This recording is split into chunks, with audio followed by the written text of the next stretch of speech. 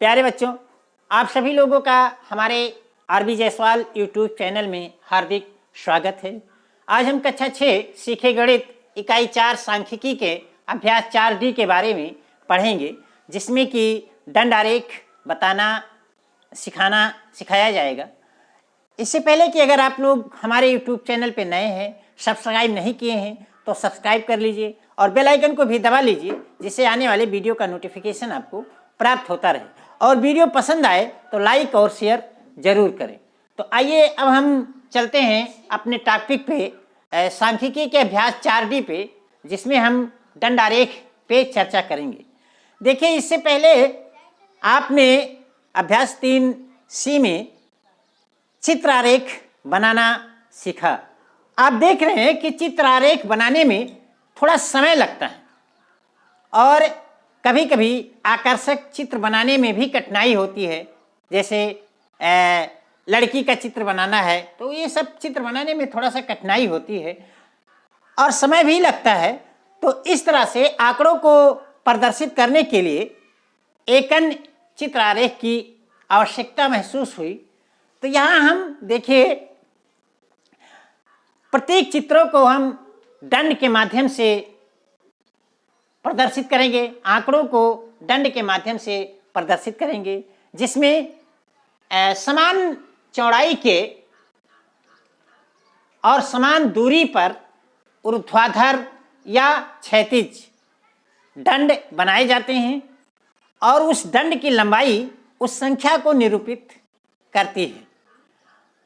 इसी को हम दंड आरेख या दंड आलेख भी कहते हैं। दंड आरेख कैसे बनाया जाएगा, इसके बनाने के तरीके हम चलते हैं अभ्यास 4D पे, जहां हम इस पे अध्ययन करेंगे दंड आरेख कैसे बनाया जाएगा और दंड आरेख से हम अध्ययन कैसे करेंगे। तो आइए अब हम चलते हैं, आपको लेकर चलते हैं अभ्यास 4D के सवाल नंबर 1 पर। देखिए, सवाल नंबर 1 में ये एक दंड आरेख बना दिया गया।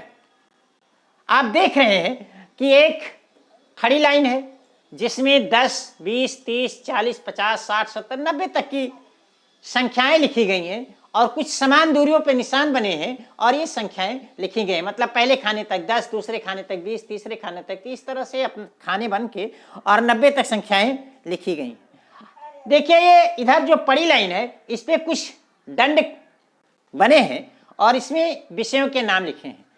अगर इस पे गौर करें तो देख रहे हैं कि देखिए, ये जो दंड बने हैं इन सब की चौड़ाई एक समान है, चौड़ाई एक समान है और इन दंडों के बीच की दूरी भी एक समान है। मतलब कि दंड आरेख बनाने का सबसे पहले आपको सावधानी जो रखनी होगी कि जितने भी दंड आरेख बने सबकी चौड़ाई जो हो एक समान हो और इनके बीच, दंड आरेखों के बीच, इस आरेख और इस आरेख के बीच की जो ये दूरी है, यानी दो आरेखों के बीच की दूरी, ये भी बराबर हो। और अब ये दंड आरेख की जो ये ऊंचाई दी गई है, मतलब ये दंड आरेख की जो लंबाई दी गई है, ये इस संख्या से मिलाते हुए ये अपना प्रदर्शित करेगी, इस संख्या को प्रदर्शित करेगी। तो आइए अब देखिए, इसको, इस दंड आरेख का अध्ययन करते हुए हम इन प्रश्नों के उत्तर दीजिए।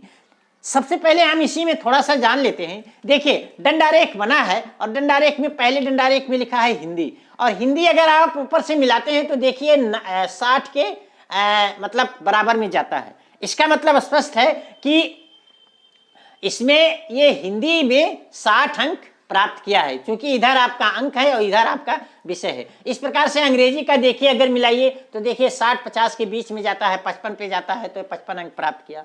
गणित में देखिए तो देखिए 80 के सिधाई में जाता है, इसका मतलब कि ये 80 अंक प्राप्त किया। विज्ञान में देखिए 75 के आसपास जाता है, 70 और 75 के बीच में है तो ये 75 अंक प्राप्त किया। और सामाजिक विषय में देखिए आपका ये 50 अंक जाता है तो 50 अंक प्राप्त किया। मतलब हम ये आपको कहना चाहते थे कि आंकड़ों को इस प्रकार से प्रदर्शित करने में, देखिए अब आपके आंकड़े भी बन गए, विषय के आंकड़े इस दंड आरेख से प्रदर्शित हो गए और आप देखकर बहुत सारे प्रश्नों के उत्तर दे दीजिए। तो आइए अब हम प्रश्नों पे चलते हैं और देखते हैं कि कैसे हम दंड आरेख से प्रश्नों का उत्तर देते हैं। देखिए, इसमें दिया गया है इस प्रश्न में कि उपर्युक्त दंड आरेख को देखिए, इस दंड आरेख को देखिए, जो मोहित द्वारा वार्षिक परीक्षा में विभिन्न विषयों में प्राप्त किए गए अंकों को प्रदर्शित करता है।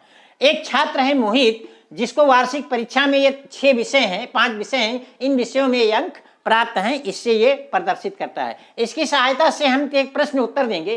पहला प्रश्न इसमें दिया गया है, देखिए ये दंड आरेख क्या सूचना प्रदर्शित करता है, यह दंड आरेख क्या सूचना प्रदर्शित करता है। तो चित्र देखकर आप समझ जाएंगे कि यह दंड आरेख क्या सूचना प्रदर्शित करता है। भाई देखिए, मोहित द्वारा विभिन्न विषयों में कितने अंक प्राप्त किया यही प्रदर्शित करता है।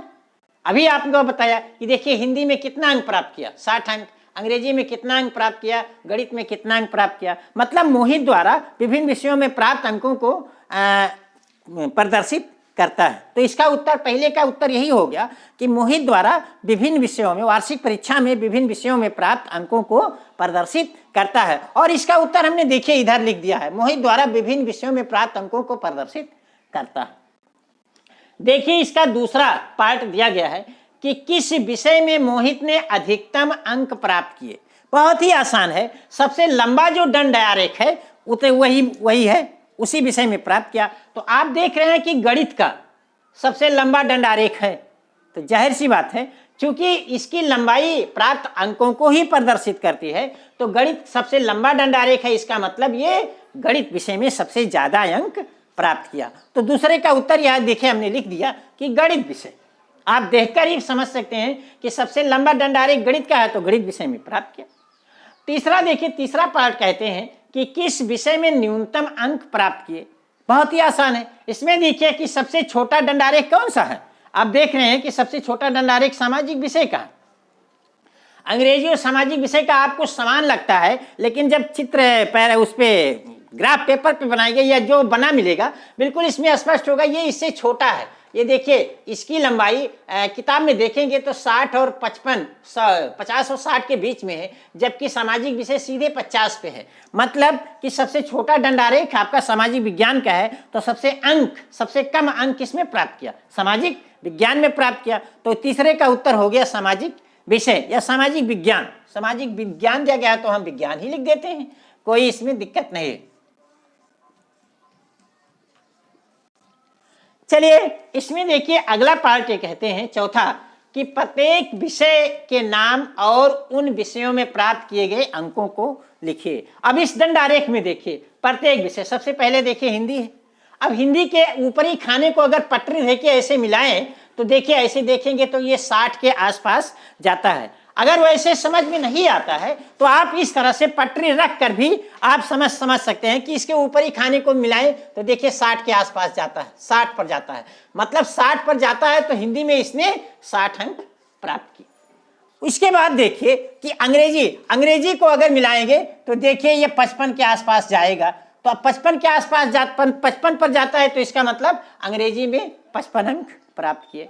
उसके बाद देखिए गणित पे अगर ऊपरी सिरे को मिलाए तो देखिए 80 पे जाता है, इसका मतलब कि गणित में 80 अंक प्राप्त किए। विज्ञान में देखिए अगर विज्ञान को ऊपरी अंक लंबाई को देखें इसके बराबर में मिलाएं तो देखिए 75 पे जाता है, इसका मतलब विज्ञान में 75 अंक प्राप्त किए। और सामाजिक विज्ञान में देखिए ये 50 पर जाता है तो इसका मतलब कि ये 50 सामाजिक विज्ञान में 50 अंक प्राप्त किए। तो इस प्रकार से दिए गए प्रश्नों के ये उत्तर आपको इस दंड आरेख से मिल गए।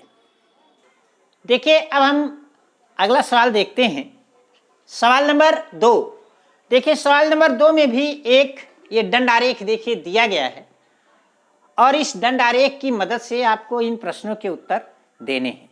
देखिए दंड आरेख में आप देख रहे हैं तो इधर आपकी कुछ गिनती लिखी है 0 से 5, 10, 15, 20, 25 और 30। और यहाँ एक चीज और लिखी होगी कि गेहूं 1000 टन में, यहाँ लिखी है गेहूं 1000 टन में, 1000 टन में, मतलब कि फला वर्ष में ये देखिए 5 लिखा गया है मतलब 5000 टन, 10 लिखा गया है 10,000 टन, 15,000 टन, 20,000 टन, 25,000 टन और 30,000 टन, ये पैमाना दिया गया है। तो इसमें देखिए दिया गया है निम्नांकित आरेख मतलब इस आरेख से है, ये प्रश्न ऊपर लिखना चाहिए लेकिन हमने चित्र पहले बना दिया। वर्ष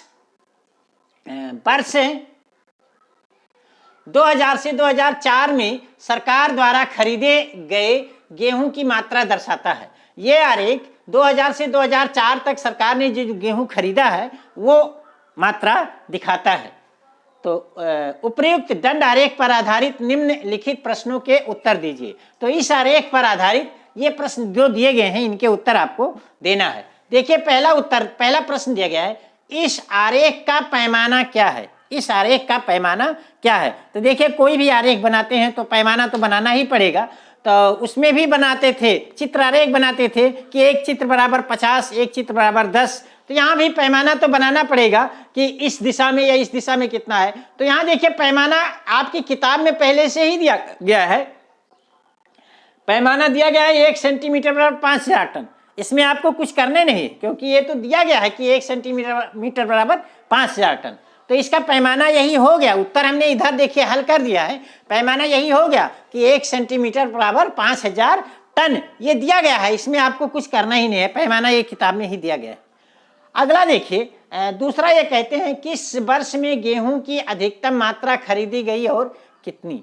अब देखिए दंड आरेख में सबसे बड़ा दंड आरेख कौन सी है? आप देख रहे हैं कि सबसे बड़ा दंड आरेख 2004 वाली है। और 2004 वाली अगर पटरी रख के हम सीधे मिलाएंगे तो देखिए कहाँ पर जाएगी, 30 पर जाएगी। मतलब 2004 में सबसे ज्यादा गेहूं खरीदी गई और उसकी मात्रा थी 30,000 टन। भाई आसानी से आप दंड आरेख देखकर उत्तर बता दिए। अगला कहते हैं तीसरा पार्ट कि किस वर्ष में गेहूं की न्यूनतम मात्रा खरीदी गई। अब देखिए इस दंड आरेख में सबसे छोटा दंड आरेख देखिए, सबसे छोटा दंड आरेख आप देख रहे हैं कि ये है 2000 वाली। तो इसका मतलब कि सबसे कम गेहूं की खरीद 2000 में हुई। तो इस चित्र को देखकर आप बताइए कि किस सन 2000 में सबसे कम गेहूं की खरीद हुई। तो इसका उत्तर हो गया वर्ष 2000 में सबसे कम गेहूं की खरीद हुई।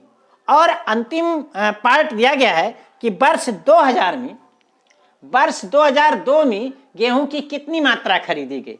तो अब 2002 का ले लीजिए दंड आरेख। देखिए ये है 2002 का दंड आरेख और 2000 दंड आरेख की लंबाई नाप लीजिए। नाप कर देखिए अगर हम सिधाई पे मिलाते हैं तो 20,000 की जाती है। इसका मतलब कि 2002 में 20,000 टन गेहूं खरीदा गया। और यही आपके प्रश्नों के उत्तर हो गए। देखिए अब हम लोग चलते हैं सवाल नंबर 3 पे। सवाल नंबर 3 में भी एक दंड आरेख दिया गया है, उस पर संबंधित ये प्रश्न दिए गए हैं, इसे आपको बताना है। इसमें कहते हैं कि देखिए निम्नांकित दंड आरेख में किसी आवासीय विद्यालय में प्रवेश पाने वाले शिक्षार्थियों की संख्या दर्शाता है। ये दंड आरेख किसी आवासीय विद्यालय है उसमें प्रवेश पाने वाले छात्रों की संख्या को दिखाता है। पैमाना भी यहाँ दिया गया है कि 1 सेंटीमीटर बराबर 10 शिक्षार्थी। इस लाइन पे 1 सेंटीमीटर बराबर 10 शिक्षार्थी, मतलब कि यहाँ 10 शिक्षार्थी 20, 30, 40, 50। और ये देखिए 2000 में, 2001 में, 2002 में, 2003 में इन वर्षों में प्रवेश पाने वाले छात्रों की संख्या दी गई है। इसमें कहते हैं कि उपर्युक्त दंड आरेख के आधार पर निम्नलिखित प्रश्नों के उत्तर दीजिए। इस दंड आरेख आधार पर ये प्रश्न दिए गए हैं, 3 इसके उत्तर देना है। देखिए पहला प्रश्न दिया गया है कि वर्ष 2001 में शिक्षार्थियों की संख्या कितनी थी। आप दंड आरेख देखिए, दंड आरेख देखकर आप देखिए 2001 में, 2001 ये है। 2001 अगर किताब से देखकर मिलाएंगे, ये तो हमने हाथ से बनाया है, तो आप देखिए पाते हैं कि देखिए 40 के आसपास है, 40 है। मतलब कि 2001 में शिक्षार्थियों की संख्या कितनी थी, 40। हमने हल इधर किया है, देखिए पहला पार्ट का हल हो गया 40, यानी 2001 में शिक्षार्थियों की संख्या कितनी थी, 40। अगला देखिए पार्ट कहते हैं कि वर्ष 2002 में शिक्षार्थियों की संख्या 2001 के शिक्षार्थियों की संख्या से कितनी अधिक थी, 2002 में। तो देखिए अब इसमें 2002 में शिक्षार्थियों की संख्या देख लीजिए। अब आप देख रहे हैं कि अगर 2002 में शिक्षार्थियों की संख्या को अगर हम इससे मिलाएं, देखिए पटरी से मिला के देखेंगे तो 60 मिलेगी। तो देखिए 2002 में शिक्षार्थियों की संख्या कितनी हो गई, 60। फिर 2001 में शिक्षार्थियों की संख्या देख लीजिए। देखिए 2001 में शिक्षार्थियों की संख्या आपके देखिए 40 है। 2001 में शिक्षार्थियों की संख्या 40 हो गई। और कितना ज़्यादा है, 60 में से 40 घटा दीजिए तो 20 शिक्षार्थी। मतलब कि 2002 में 2001 से 20 शिक्षार्थी ज़्यादा प्रवेश पा चुके। और अगला अंतिम पार्ट दिया गया है कि अधिकतम शिक्षार्थियों की संख्या किस वर्ष में थी। अब देख रहे हैं, अब इस चार्ट से ही देख लीजिए, चित्र आरेख, दंड आरेख से देख लीजिए। जो सबसे बड़ा दंड है, वही अधिकतम छात्र हैं। तो देखिए 2002 में 2002 का दंड आरेख सबसे बड़ा है और ये कितना है 60 है। इसका मतलब कि वर्ष 2000 में सबसे ज़्यादा शिक्षार्थी प्रवेश पा चुके। और इसी के साथ आपका ये अभ्यास 4D समाप्त हो रहा है। हम आपके साथ अगले अभ्यास में, अगले वीडियो में, अगले अभ्यास के साथ मिलेंगे। तब तक के लिए धन्यवाद।